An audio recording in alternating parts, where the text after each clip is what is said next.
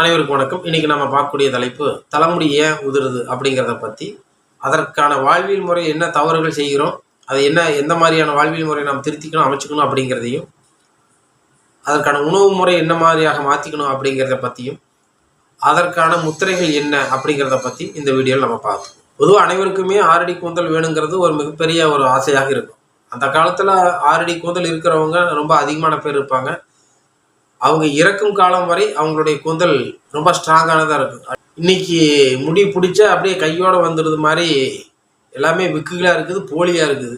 6 மணி ஆச்சுன்னா கழட்டி எல்லாம் வீட்டில் ஆணியில் மாட்டிற லெவலுக்கு தான் ஆண்களுக்கும் சரி பெண்களுக்கும் சரி. நம்மளுடைய முன்னோர்களுக்கு இந்த அளவுக்கு முடி இருந்தது, இன்னைக்கு ஏன் இந்த அளவுக்கு மாறிடுச்சு? அவங்களுக்கு நரைச்ச முடியும் இல்லை, வழுக்கு தலையும் இல்லை. ஆனால் இன்னைக்கு இருக்கக்கூடிய இளைஞர்களுக்கு கூட இது வர ஆரம்பிச்சிருச்சு. இந்த அளவுக்கு இதனோட தாக்கம் என்ன? ஏன் வெள்ளை முடி வருது? ஏன் முடி உழுகுது? சின்ன வயசுலேயே ஏன் வழுக்க வருது? இதற்கான காரணங்களை இன்னைக்கு நம்ம ஒவ்வொன்றா பார்ப்போம். முதல்ல உச்சந்தலையிலிருந்து உள்ளங்கால் வரைக்கும் இருக்கக்கூடிய இந்த பிரபஞ்ச தத்துவத்தையும் முதல்ல நம்ம புரிஞ்சுக்கணும். அந்த காலத்தில் நமது முன்னோர்கள் படிப்பறிவு இல்லாதவர்களாக இருந்தார்கள். ஆனால் இயற்கை பற்றியும் வாழ்வியலை பற்றியும் உடலை பற்றியும் அறிந்தவர்களாக இருந்தார்கள். இன்னைக்கு நம்ம படித்தவங்களாக இருக்கிறோம், ஆனால் நமக்கு இயற்கை பற்றியும் புரியலை. அந்த இயற்கைக்கும் இந்த உடலுக்குமான சம்பந்தம் பற்றியும் தெரியலை.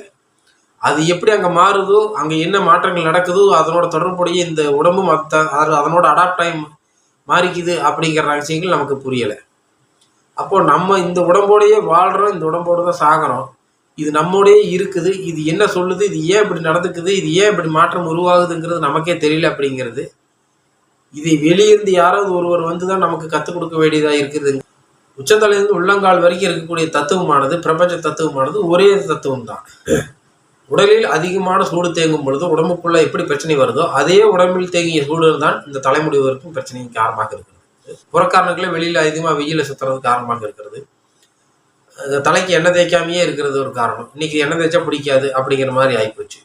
அன்னைக்கு வந்து தலைக்கு எண்ணெய் தேய்ச்சிட்டு இப்படி முகத்துக்கு கை காலுக்கெல்லாம் கூட இப்படி தேய்ச்சிட்டு போய்க்குவாங்க.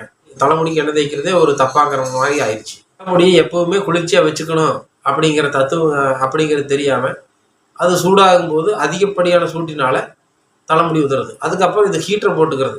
ஹீட்டரை போட்டு இது போடும்போது ஹீட்டரை போட்டு நமக்கு ஏற்ற மாதிரி டிசைனுக்கு வளைச்சிக்கிறது. அது எத்தனை நாளைக்கு தான் அந்த ஹீட்டில் தாங்கும்?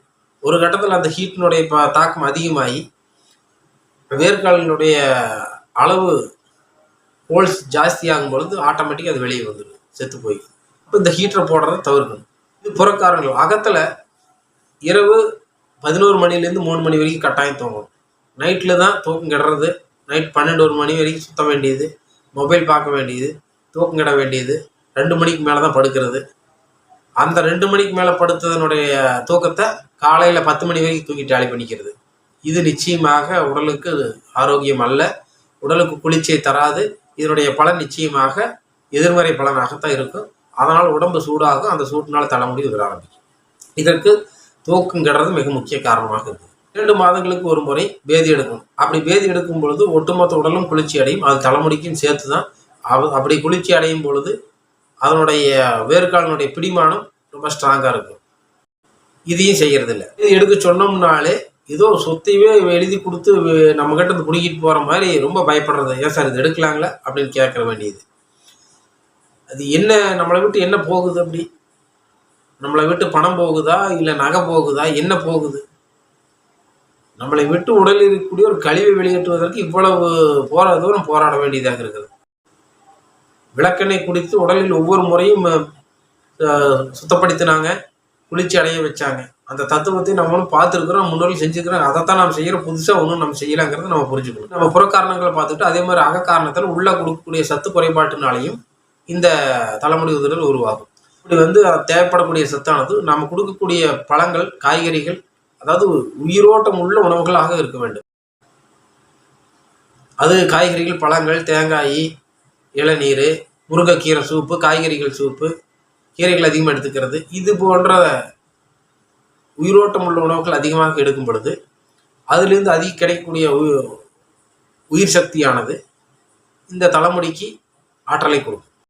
இந்த 2 காரணங்களை சரியாக செய்தாலே போதுமானது. நம்ம தலைமுடியை காப்பாற்றிக்கலாம், நம்ம குழந்தைகளின் தலைமுடியை காப்பாற்றிக்கலாம், தலைமுடி இளநரையை காப்பாற்றிக்கலாம், தலைமுடி உதிரையிலிருந்து தப்பிச்சுக்கலாம். இதற்கு ஒரு முத்திரையை நம்ம சொல்கிறோம். இந்த முத்திரைக்கு பேர் பிரசன்ன முத்திரைன்னு சொல்லி பேர். இந்த 4 விரல் நகைக்கண்களையும், இந்த சைடு இருக்கக்கூடிய 4 விரல் நகைக்கண்களையும் இப்படி வச்சுக்கிட்டு தேய்க்கணும்.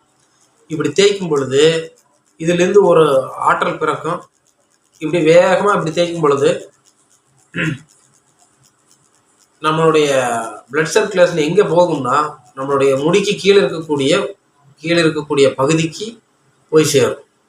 இப்படி நீங்கள் தேய்க்கும் பொழுதே, இப்படி 2 நகங்களையும் இப்படி தேய்க்கும் பொழுது அந்த பிளட் சர்க்குலேஷன் அங்கே போகிறதையும், இந்த கையை சுற்றி ஒரு மின்னாற்றல் உருவாகி இருக்கிறதையும் உங்களால் நிச்சயமாக உணர முடியும். இது ஒரு 3 நிமிடம் தினசரி செய்யுங்க. சும்மா அப்படியே டிவி பார்த்துக்கிட்டு இப்படி பண்ணிட்டு இருக்கும்போது, அப்படியே பேசிட்டு இருக்கும்போது இப்படி பண்ணலாம் ஒரு 3 நிமிஷம், அவ்வளோதான். இந்த தினசரி இந்த மாதிரியான வாழ்வியல் முறையை பின்பற்றுங்க. இறுதி காலம் வரையில் தலைமுடி உதிராமல் நாம் பாதுகாத்துக்கலாம். உடலை பற்றி தெரிந்து கொள்ளுங்கள், மனதை பற்றி புரிந்து கொள்ளுங்கள், இயற்கை பற்றி தெரிந்து கொள்ளுங்கள். உடலில் ஆரோக்கியமாகவும் மனதில் நிம்மதியாகவும்.